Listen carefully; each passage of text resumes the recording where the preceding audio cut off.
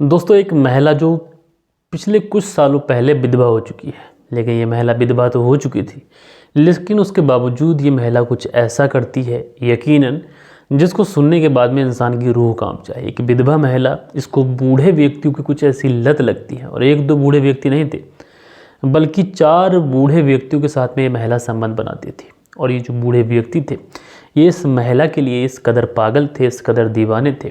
और दोस्तों, आप लोग यकीन नहीं करेंगे, इसमें कुछ बूढ़ों की उम्र 60 साल और कुछ बूढ़े की उम्र तो लगभग 70 साल से भी ज़्यादा थी। लेकिन ये जो बूढ़े इस तरीके से पागल थे कि इस सारी झंझट में, क्योंकि हर कोई ये दिखाना चाह रहा था कि वो उस महिला से सबसे ज़्यादा प्यार करता है, और इन्हीं सारी झंझटों के बीच में एक व्यक्ति की मौत भी हो जाती है। यकीनन दोस्तों, जब इस पूरे केस का खुलासा होता है तो वहाँ पर जितने भी लोग होते हैं उस पूरे गांव के अंदर, आसपास के एरिया के अंदर, जब सारे के सारे लोग ये सुनते हैं कि एक महिला के लिए 4 बूढ़े इस कदर दीवाने थे कि एक व्यक्ति की इसमें हत्या भी हो गई, यकीनन ये कहानी आप लोगों को हैरान कर सकती है, परेशान कर सकती है। तो दोस्तों, रात के 10 बज चुके हैं। मैं हूँ आप सभी का अपना शावेज़ मलिक, और हाजिर हूँ मैं आप लोगों के सामने एक और क्राइम की कहानी को लेके, एक और क्राइम की घटना को लेके। दोस्तों, आप लोग के जो भी कमेंट्स हैं कल के, ये मैं आज के वीडियो में ज़रूर से ज़रूर पढ़ूंगा। बस आप लोग वीडियो में अंत तक बने रहें। और आप लोग भी कोई कमेंट्स करना चाहते हैं अपने व्यूवर्स को, मेरे व्यूवर्स को कुछ बताना चाहते हैं अपने कमेंट्स के ज़रिए, या फिर किसी का बर्थडे विश या फिर किसी की सालगिरह, तो आप लोग कमेंट्स कर दीजिए। और आप लोग हमारी कहानी को कहाँ से देखते हैं वो भी आप लोग ज़रूर से ज़रूर लिखिएगा, क्योंकि मुझे बहुत अच्छा लगता है कि मैं आप लोग के नाम अपने द्वारा कहता हूं, जिससे मुझे आप लोग के नाम भी पता चलते हैं, और हमारी जो फैमिली है ये काफ़ी ज़्यादा स्ट्रॉन्ग बन रही है।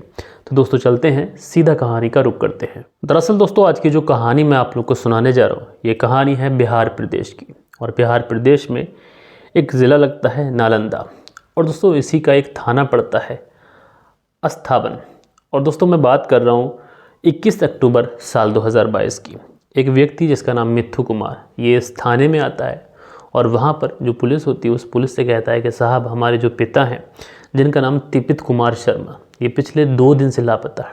हमने हर जगह ढूंढ लिया, 2 दिन हो गए, हमने अपने तरीके से हर जगह ढूंढ लिया, जहाँ उनका उठना बैठना था या फिर किसी रिश्तेदार के घर, हर जगह पता कर लिया, लेकिन जो हमारे पिता हैं इनका कहीं पर भी कोई पता नहीं। हमें ये डाउट है, हमें ये आशंका है, कहीं ऐसा तो नहीं कि हमारे पिता के साथ में कुछ अनहोनी हो गई हो। ये व्यक्ति पुलिस वालों के सामने रोने लगता है, कहने लगता है कि कृपा कर कर हमारे पिताजी को ढूंढ दीजिए। अब दोस्तों, पुलिस जो थी वो इस पूरे मामले को दर्ज करती है। उसके बाद में जो तिरपित कुमार शर्मा थे, इनकी एक तरीके से तलाश जारी की जाती है। और जब इनकी तलाश की जाती है तो आखिरकार जो 21 तारीख को ये जो पूरी डिटेल थी ये पुलिस को दी गई थी। उसके बाद में 22 तारीख गुजर जाती है। उसके बाद में 23 तारीख आती है, 23 अक्टूबर साल 2022। अब दोस्तों, इसी गाँव में एक अंडर कंस्ट्रक्शन एक साइट थी जहाँ पर पानी की टंकी थी। वहीं पर एक सर कुचली लाश मिलती है। जब पुलिस उस लाश को देखती है, उसका मुआयना करती है, तो ये मालूम पड़ता है कि ये जो लाश है ये लगभग 70 से 75 साल के किसी व्यक्ति की लाश है। सर पूरी तरीके से कुचल चुका है। और पुलिस के मुताबिक जो डाटा तिरपित कुमार के बारे में उसके जो बेटे ने दिया था वो भी यही था कि जो तिरपित कुमार थे उनकी उम्र भी लगभग 75 से 80 साल के बीच में थी। तो जो सारी चीज़ें थी वो इस तरफ इंडिकेट कर रही थी कि जो डेड बॉडी है शायद ये तिरपित कुमार की है, लेकिन अभी तक पहचान नहीं हो सकी थी, शनाख्त नहीं हो सकी थी। हालांकि सारी चीज़ें तो इसी बात पे इंडिकेट कर रही थी, सारी चीज़ें तो इसी तरफ इशारा कर रही थी कि जो मरने वाला व्यक्ति है कहीं ऐसा तो नहीं कि ये तिरपित कुमार है। अब दोस्तों, सबसे पहले पुलिस इस पूरे एरिया को सील करती है। पूरा जो क्राइम स्कैन था उसको एक तरीके से एक बाउंड्री में लिया जाता है। अब उसके बाद में पुलिस ये जानने की कोशिश करती है कि आखिर जो मरने वाला व्यक्ति है क्या ये तिरपित कुमार ही है। इसके लिए पुलिस जो उनके बेटे हैं मिथु कुमार, जिन्होंने पुलिस के सामने इत्तला दी थी कि उनके पिता पिछले 2 दिन से गायब है, इसलिए पुलिस उनको खबर भिजवाती है और उसको उस क्राइम सीन पर लेके आती है। और जैसे ही वो मिथु कुमार उस क्राइम सीन पे आते हैं, उस डेड बॉडी को देखते हैं, अब ये फपक फपक कर रोने लगते हैं। ये पुलिस से कहते हैं कि साहब, ये व्यक्ति कोई और नहीं बल्कि हमारे ही पिता तिरपित कुमार है, और इनकी हत्या किसी इस प्रकार से की गई है कि इनकी डेड बॉडी को भी कोई पहचान ना सके। अब ये जो व्यक्ति था मिथु कुमार, ये पुलिस से कहता है कि साहब, मेरी कंप्लेंट लिखिए, किसी व्यक्ति ने मेरे पिता की हत्या की है। उसके बाद में ये पूरा मुकदमा दर्ज होता है। लेकिन दोस्तों, पुलिस के सामने बड़ा सवाल ये था कि 65 से 70 या फिर 75 से 80 साल के बीच का ये व्यक्ति, इसकी किसी से क्या रंजिश, क्या दुश्मनी, क्योंकि ये जो डेड बॉडी है ये भी इस प्रकार से मिली थी कि जो अंडर कंस्ट्रक्शन साइट थी, उस साइट पर जो काम करने वाले वर्कर थे, जब वो वहाँ काम करने आए तो एक साइड से बड़ी बदबू आ रही थी और उस बदबू को जब वो बर्दाश्त नहीं कर पाते हैं तो वो उस तरफ जाके देखते हैं कि आखिर बदबू आने के पीछे रीज़न क्या है। जब वहाँ पर जाके देखते हैं तो एक डेड बॉडी है जो कि जिसका सर पूरी तरीके से कुचला जा चुका है और पिछले 2 दिन से शायद ये डेड बॉडी वहीं पड़ी है, जिसकी वजह से काफ़ी ज़्यादा बदबू आने लगी है। अब पुलिस बड़ी हैरान भी थी, बड़ी परेशान भी थी, कहीं कोई आपसी रंजिश है या फिर कोई ऐसा कि चोरी वोरी का मामला हो, ये भी हो नहीं सकता क्योंकि ये तो अपने घर से लापता हुए थे। तो शायद कोई आपसी रंजिश हो, इसलिए पुलिस अपनी पूरी तहकीकात वहाँ से बड़ी सतर्कता के साथ में चालू करती है।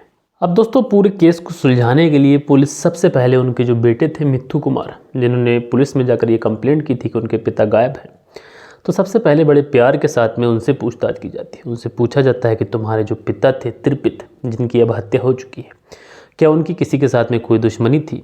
क्या पिछले कुछ दिनों किसी से झगड़ा हुआ या फिर किसी से कोई धमकी मिली या फिर ऐसा कोई कारोबार रहा हो जिसमें अक्सर अमूमन ऐसा देखने को मिलता है कि कुछ दुश्मन बन जाते हैं ना चाहते हुए भी। तो जो त्रिपित कुमार हैं वो बताते हैं कि साहब ऐसा तो कुछ नहीं था और ना तो हमारे पिता की किसी के साथ में कोई दुश्मनी थी, ना तो कोई रंजिश थी और ना किसी के साथ में कोई झगड़ा हुआ था। अब दोस्तों जब इस तरीके की बातें पुलिस सुनती है तो पुलिस बड़ी हैरान परेशान कि आखिर एक व्यक्ति यार ना तो उसके किसी से कोई दुश्मनी, ना तो किसी के साथ में कोई झगड़ा, ना कोई ऐसा कारोबार, बेटा भी बता रहा है कि ये जो कत्ल किसने किया ये हमारी समझ से परे है। अब इसलिए इस पूरे केस को सुलझाने के लिए पुलिस बड़ी चालाकी से कहें या फिर बहुत सतर्क होकर इस पूरे केस की छानबीन करना शुरू करती है। दरअसल जो त्रिपित कुमार थे ये कहाँ आते थे, कहाँ बैठते थे, किन लोगों के साथ में उसका उठना बैठना था, कौन दोस्त थे कौन दुश्मन, किसको उनका बोलना अच्छा नहीं लगता था, किसको बोलना अच्छा लगता था, कहाँ वो आते थे, ये सारी चीज़ें बहुत ही ज़्यादा चालाकी साथ में कड़ी दर कड़ी पुलिस वाले वो अब जोड़ने लगते हैं। अब दोस्तों सबसे पहले जिस एंगल पर पुलिस पूरी छानबीन करती है वो एंगल होता है दोस्ती वाला। दरअसल त्रिपित के दोस्त कौन थे? अब दोस्तों 70-75 साल की इस व्यक्ति की उम्र थी, तो ज़्यादातर जो दोस्त थे कुछ तो स्वर्ग से धार चुके थे, कुछ दोस्त ऐसे थे जो चलने और उठने बैठने में भी असमर्थ थे, कुछ गाँव में थे। लिहाजा जो दोस्ती वाला एंगल होता है इस एंगल से तो पुलिस को कोई भी कामयाबी नहीं मिलती है।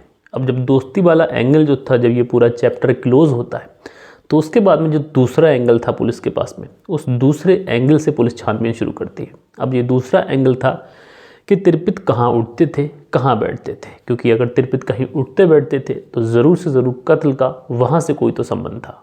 अब दोस्तों त्रिपित का कहाँ उठना बैठना था, जब पुलिस इस पूरे एंगल पर खोजबीन शुरू करती है तो पता चलता है कि त्रिपित एक चाय की दुकान पर बैठा करते हैं। दरअसल इसी थाना क्षेत्र में एक पॉलिटेक्निक कॉलेज है और इसी कॉलेज के बगल में, जस्ट बगल में एक चाय की दुकान है। अक्सर त्रिपित जो थे वो इस दुकान पर जाया करते थे। उसके बाद में पुलिस जो है वो उस दुकान पर पहुँचती है और वहाँ पर भी पूछताछ करती है।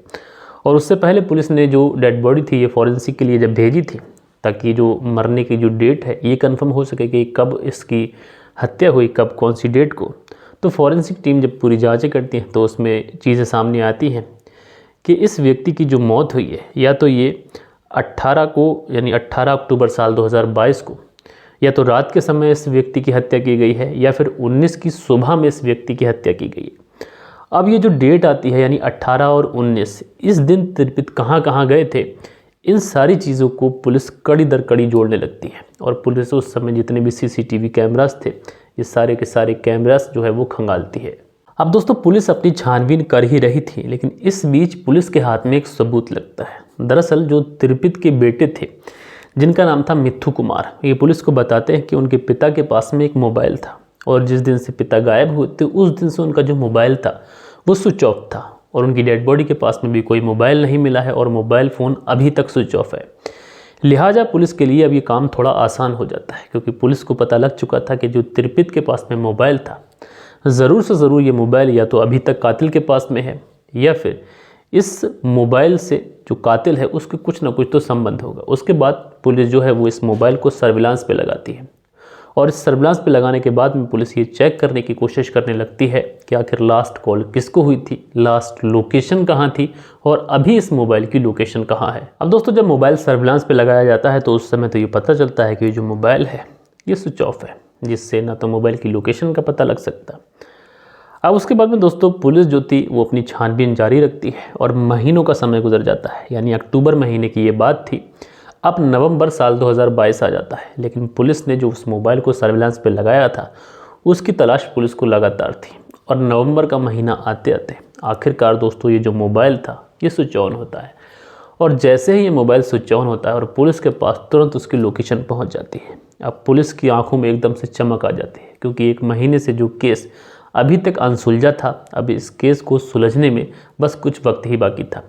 उसके बाद में पुलिस जो है उस लोकेशन पे पहुंचती है। और दोस्तों जैसे ही उस लोकेशन पर पुलिस पहुंचती है तो पुलिस उस लोकेशन पे पहुंचने के बाद में एकदम से हैरान हो जाती है। और वहाँ पर जितने भी लोग थे सबके पांव तले से ज़मीन खिसक जाती है, क्योंकि जो सामने का नज़ारा था वो नज़ारा ही कुछ ऐसा था। दरअसल दोस्तों जो सामने का नज़ारा था वो नज़ारा ये था कि जो मोबाइल था ये उसी चाय की दुकान पर मौजूद था जिस चाय की दुकान पर पुलिस गई थी, और जहाँ पर अक्सर जो त्रिपित कुमार थे ये जाया करते थे, और जो दुकान पॉलिटेक्निक कॉलेज की जस्ट बगल में थी। और दोस्तों ये दुकान जो थी ये चलाने वाला व्यक्ति कौन था? ना तो कोई पुरुष था ना कोई लड़का। दरअसल इस दुकान को चलाने वाली एक महिला थी, और महिला भी विधवा, जिसकी उम्र 30 साल, नाम पीनू देवी। अब दोस्तों पीनू देवी के पास में उस त्रिपित कुमार के मोबाइल का मिलना कहीं ना कहीं ये संकेत दे रहा था कि इस पूरे कत्ल के अंदर पीनू देवी का कुछ ना कुछ तो हाथ ज़रूर है। लिहाजा पुलिस वाले जो थे वो इस पीनू देवी को वहाँ से उठाते हैं, गिरफ्तार करते हैं, सीधा पुलिस थाने लेके जाते हैं। और पुलिस थाने ले जाने के बाद में जब पीनू देवी से पूछताछ शुरू की जाती है तो एक दिन नहीं बल्कि कई दिन तक पीनू देवी पुलिस को घुमाती रहती है, पुलिस को गुमराह करने की कोशिश करती है। लेकिन दोस्तों जैसे ही पुलिस अपना असली वाला चेहरा पीनू देवी को दिखाती है, जब ज़रा सी सख्ती ही पुलिस दिखाती है, तो जो पीनू देवी है आखिरकार ये पुलिस के सवालों के सामने टूट जाती है। और उसके बाद में ये जो कहानी बताती है वो कहानी कुछ इस प्रकार थी। दरअसल पीनू देवी बताती है कि कुछ साल पहले उसके जो पति थे राम पासवान, उनकी मृत्यु हो जाती है। जब उसके पति की मृत्यु हो जाती है तो उसके पास कोई चारा नहीं था, वो करे तो करे क्या, कहाँ जाए। परिवार के खर्चों की जिम्मेदारियों का जो बोझ था पीनू देवी के कंधों पर आ चुका था। इसलिए ये सोचती है कि क्यों ना कुछ कारोबार किया जाए। इसलिए उसी पॉलिटेक्निक कॉलेज की बगल में ये एक चाय की दुकान खोलती है। ये जो चाय की दुकान थी ये पॉलिटेक्निक कॉलेज के बराबर में थी, तो उस पॉलिटेक्निक कॉलेज में पढ़ने वाले जो भी लड़के थे वो उस दुकान पर चाय पीते। आसपास के आने वाले जो राहगीर थे वो भी कई बार उस दुकान पर चाय पीते। और इसी बीच में एक व्यक्ति जिसकी उम्र लगभग 60 से 65 साल, यानी एक बूढ़ा व्यक्ति, ये इस दुकान पर आता है और चाय पीता है।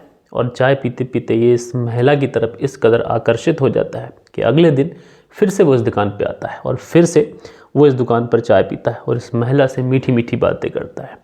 अब 2 दिन आ चुका था, उसके बाद में तीसरे दिन फिर आता है और फिर से इस दुकान पर बैठता है, फिर से इस महिला से गप्पे लड़ाता है और उसकी दुकान पर चाय पीता है। इधर जो पीनू देवी थी, इसकी जो दुकान थी ये ठीक ठाक चल रही थी, कुछ पैसे आ जाते, इन्हीं पैसों से जो पीनू देवी का पेट था ये पल रहा था। इधर ये जो व्यक्ति था ये लगातार जब 3 से 4 दिन उसकी दुकान पर चाय पीने आता है और लगातार इस पीनू देवी से उसका हालचाल पूछता है, उससे पूछता है तुमने खाना खाया या फिर नहीं खाया, और अगर तुम्हें पैसों की कोई दिक्कत हो या फिर कोई भी ऐसी दिक्कत आ जाए तो तुम बेझिझक उस बुजुर्ग व्यक्ति को याद कर लेना। इस तरीके का आश्वासन वो बुजुर्ग व्यक्ति पीनू देवी को देता है। जब कहीं ना कहीं कोई इतना ज़्यादा केयर करता है तो जो पीनू देवी थी ये भी उस बुजुर्ग अधेड़ उम्र की व्यक्ति के प्रति आकर्षित हो जाती है। और जब इन दोनों के बीच में बातचीत का सिलसिला शुरू होता है तो चाय पीने से ये पूरा सिलसिला शुरू हुआ था और इस पीनू देवी के बिस्तर पर जाकर ये जो सिलसिला है ख़त्म होता है।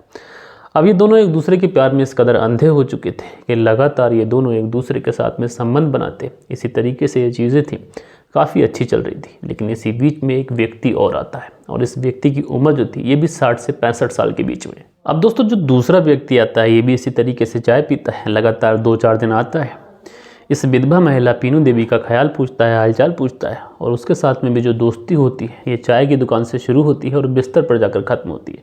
यानी इनके बीच में भी वही सारी चीज़ें होती हैं जो पहले वाले व्यक्ति के साथ में हो चुकी थी। उसी बीच में तीसरा व्यक्ति आता है और तीसरे व्यक्ति के साथ में भी यही चीज़ें। उस व्यक्ति की उम्र लगभग 60 से 65 साल, कुछ बातें, उसके बाद प्यार, उसके बाद शारीरिक संबंध। फिर दोस्तों चौथा व्यक्ति आता है और ये चौथा व्यक्ति जो था ये भी 60 साल से ऊपर का व्यक्ति, वो भी उस महिला का हालचाल पूछता है और कुछ समय जब वहाँ पर बैठता है तो ये जो महिला थी इसकी तरफ भी आकर्षित हो जाती है और उसके साथ भी चाय के साथ दुकान पर चालू हुआ संबंध बिस्तर पर जाकर ख़त्म होता है। और दोस्तों हैरानी की बात ये थी कि ऐसा नहीं था कि एक व्यक्ति चला गया तो दूसरा आया, बल्कि ये चारों के चारों बूढ़े व्यक्ति, एक व्यक्ति की उम्र 63 साल, एक व्यक्ति की उम्र 75 साल, एक व्यक्ति की उम्र 62 साल और एक व्यक्ति की उम्र लगभग 60 साल। ये 4 बूढ़े व्यक्ति एक ही समय पर इस विधवा महिला जिसकी उम्र 30 साल इसका ख्याल रख रहे थे, इसको खुश करने की कोशिश कर रहे थे।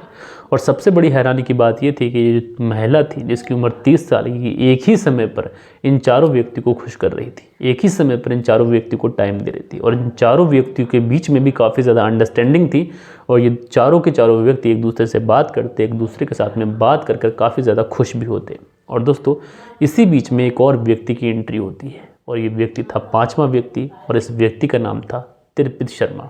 अब दोस्तों जब तिरपित इस दुकान पे आता है, इस महिला से चाय मांगता है, चाय पीता है, महिला का हालचाल पूछता है और बातों ही बातों में जो तिरपित कुमार शर्मा थे, इनकी भी आंखें इस महिला के साथ में चार होती हैं। जब आंखें चार होती हैं, ये महिला जो इन चीज़ों में एक्सपर्ट थी, ये तुरंत तिरपित के प्रति भी आकर्षित हो जाती है। तिरपित जिनकी उम्र 76 से 80 साल के बीच में। अब इनके बीच में भी जो सिलसिला था ये चाय की दुकान से शुरू हुआ, बिस्तर तक पहुंच गया। लिहाजा जो तिरपित के प्रति ये महिला थी ये कुछ ज़्यादा ही आकर्षित थी। अब हैरानी की बात यह है कि जो 4 व्यक्ति थे, उन चारों व्यक्ति को यानी चारों बूढ़ों को जब इस बारे में पता चलता है तो वो एकदम से जल भुन उठते हैं। वो सोचते हैं कि उनकी जो गर्लफ्रेंड है, जो उनकी महबूबा है, कहीं ना कहीं ये तिरपित कुमार शर्मा के प्रति ज़्यादा आकर्षित है। कहीं ऐसा ना हो जो तिरपित कुमार शर्मा है ये उनका पत्ता हमेशा हमेशा के लिए काट दे। उसके बाद में ये चारों के चारों बूढ़े व्यक्ति उस पीनू देवी के पास में पहुंचते हैं। उससे कहते हैं कि लिहाजा जो तिरपित कुमार शर्मा है उनके प्रति तुम्हारी नज़दीकी लगातार बढ़ रही है, तो तुम उससे मना कर दो और उससे मिलना जुलना बंद कर दो। अब ये जो महिला थी पीनू देवी, ये किसी से सच्ची मोहब्बत तो करती नहीं थी, इसलिए उनसे कहती है कि मैं किसी को मना करने वाली नहीं। अगर तुमको उससे जलन है, तुमको उससे चिड़न है, तो तुम उसको अपने रास्ते से हटा दो। इतना ही इस महिला का कहना था कि उस तिरपित कुमार के साथ में जो होने वाला था ये उसका अंदाज़ा उसको भी नहीं था। अब ये चारों के चारों बूढ़े व्यक्ति ये एक प्लान बनाते हैं और उसके बाद में लगातार ये आइडियाज़ लेके आते हैं और उसके बाद में इनके दिमाग में एक आइडिया आता है और इस आइडिया के अंदर ये पीनू देवी को भी शामिल करते हैं। उसके बाद में ये लोग पीनू देवी से कहते हैं कि 18 तारीख यानी 18 अक्टूबर साल 2022 तुम तिरपित कुमार को अपने घर पर बुलाओ और उसी समय हम लोग भी घर पर मौजूद होंगे और उसी समय तिरपित कुमार को रास्ते से हमेशा हमेशा के लिए हटा देंगे।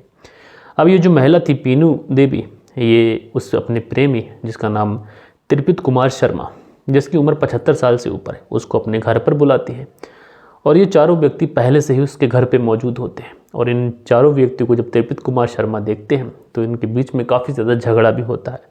और जब इनके बीच में झगड़ा होता है तो वहीं पर एक व्यक्ति एक ईंट उठाता है और तिरपित कुमार शर्मा के सर पर दे मारता है, जिससे वो वहीं पर गिर जाते हैं और ज़्यादा खून बह जाने की वजह से उनकी मौत हो जाती है। अब दोस्तों कत्ल तो हो चुका था, लेकिन उसके बाद डेड बॉडी को ठिकाने लगाना था। उसके बाद में ये उस डेड बॉडी के जो उसका फेस था उस पर ईंटों से और किसी भारी भरकम चीज़ से इतना ज़्यादा प्रहार करते हैं कि उसके चेहरे को बिल्कुल बिगाड़ देते हैं ताकि पहचान न चल पाए। और उसी के बाद में गांव के अंदर जो एक अंडर कंस्ट्रक्शन साइट थी जहां पर एक टंकी थी, वहीं पर इस डेड बॉडी को फेंक देते हैं। लेकिन जहाँ तक मेरा मानना है इस पूरे केस का जो खुलासा हुआ, ये जो महिला थी जिसका नाम पीनू देवी, ये लालची किस्म की महिला थी, क्योंकि बिना लालच के 4-4, 5-5 बुजुर्गों से इस तरीके की चीज़ें संभव नहीं है। इसलिए ये उस तिरपित कुमार शर्मा का मोबाइल अपने पास में रखती है, उसके पैसे भी अपने पास रखती है और इसी मोबाइल को रखना इस महिला के लिए काल बन जाता है। बहरहाल दोस्तों, इसी महिला की तहरीर पर जो 4 व्यक्ति थे, जिसमें पहले व्यक्ति का नाम कृष्णानंद जिनकी उम्र लगभग 75 साल के आसपास, उसके बाद में वासुदेव पासवान जिनकी उम्र लगभग 63 साल के आसपास, उसके बाद में जो तीसरा व्यक्ति जिनका नाम लोहा सिंह, इनको गिरफ्तार किया जाता है। चौथा व्यक्ति जिनका नाम श्याम मनी, इन 4 लोगों को गिरफ्तार किया जाता है। साथ के साथ इस पीनू देवी जिसकी उम्र 30 साल, इसको भी गिरफ्तार किया जाता है और गिरफ्तार करके इन सारे लोगों को जेल भेजा जाता है। अब दोस्तों, ये ऐसी कहानी थी कि जिस कहानी में आमतौर पे आप लोग देखते हैं कि नौजवान जिस क्राइम में शामिल होते हैं, ये बूढ़े अपने घर परिवार की इज्जतों को ताक पर रखकर इस तरीके से इश्क कर रहे थे। आप लोग इस पूरी कहानी को किस तरीके से देखते हैं, अपनी राय नीचे कमेंट्स बॉक्स में ज़रूर से ज़रूर दीजिएगा। और कल के दिन जिन लोगों ने भी कमेंट्स किए थे, अब वक्त होता है उन लोगों के कमेंट्स पढ़े जाएं। सो दोस्तों, हमारे वीडियोस पे जो कल के दिन कमेंट्स आए थे, तो सबसे पहला जो कमेंट्स है, सबसे पहला जो कमेंट्स है, ये सुनील त्यागी करते हैं। आज के इंसान को क्या हो गया है, रेनू सुनील त्यागी, शियाना बुलंदशहर से। तो भाई आप दोनों पति पत्नी का बहुत बहुत धन्यवाद। उसके बाद में मोहन सिंह कमेंट्स करते हैं, भाई आपका बहुत बहुत धन्यवाद। उसके बाद में AS 617 ये लिखते हैं, शाबाश जी, अपनी सेहत का ख्याल रखिए, nice presentation, take care, God bless you. तो भाई आपका बहुत बहुत धन्यवाद। उसके बाद में फैशन डिज़ाइनर हैं, ये कमेंट्स करती हैं। उसके बाद में जादू हैं, ये हमारी तबीयत को पूछते हैं, तो भाई आपका बहुत बहुत धन्यवाद। उसके बाद में राम प्यारे यादव हैं, लिखते हैं सर नमस्ते प्रणाम, आपकी कहानी सुनकर बहुत अच्छा लगता है, आप हमेशा खुश रहें, राम प्यारे यादव आजमगढ़ से। तो राम प्यारे यादव जी आपका बहुत बहुत धन्यवाद। उसके बाद में नदीम हैं जो कमेंट्स करते हैं बहुत अच्छा है, शाहवेज भाईजान लगे रहो, अल्लाह आपको तरक्की दे, फ्रॉम अमृतसर पंजाब। तो नदीम भाई जो अमृतसर पंजाब से हमारी कहानी देखते हैं, तो भाई आपका बहुत बहुत धन्यवाद। उसके बाद में जो अगला कमेंट्स है ये गिरीशा दन्नावर करके आईडी है, ये अपना कमेंट्स करते हैं, तो आपका बहुत बहुत धन्यवाद। उसके बाद में दीप चंद कुमार हैं, लिखते हैं हेलो भैया, आपका कहानी डेली सुनता हूँ बिहार के मोहिशी गांव से। तो भाई आपका बहुत बहुत धन्यवाद। उसके बाद में जो अगला कमेंट्स है ये प्रकाश राज का है, लिखते हैं हेलो सर कैसे हैं, डेली कहानी सुनता हूँ सर बेंगलोर से। तो प्रकाश राज जी आपका बहुत बहुत धन्यवाद कि आप बेंगलोर से हमारी कहानी सुनते हैं। उसके बाद में मोहम्मद शाहरुख हैं, ये लिखते हैं आपकी वॉइस भी अच्छी है और वीडियो ऐसे ही बनाते रहें, लोगों को बहुत सीख मिलती है। हापुड़ और गुरमेक्तेश्वर से मैं आपकी कहानी देखता हूं बट मक्का में रहता हूं। तो भाई आपका बहुत बहुत धन्यवाद कि आप सऊदी अरबिया से हमारी कहानी सुनते हैं। उसके बाद में सबा शाजिया है, लिखती हैं आपका बोलने का जो अंदाज़ है ये बहुत अच्छा है। तो सबा शाजिया जी आपका बहुत बहुत धन्यवाद। उसके बाद में जो अगला कमेंट्स है ये अनुज गोदारा जी है, ये लिखते हैं गुड नाइट सर जी, आज की कहानी सुनाई, उस बहन के ससुराल वालों को सज़ा मिलनी चाहिए। उसके बाद में जो अगला कमेंट्स है ये शम्स तबरेज़ खान का है, लिखते हैं भाई सॉरी लेकिन 3 तलाक के बाद बोलने से निकाह खारिज नहीं होता है।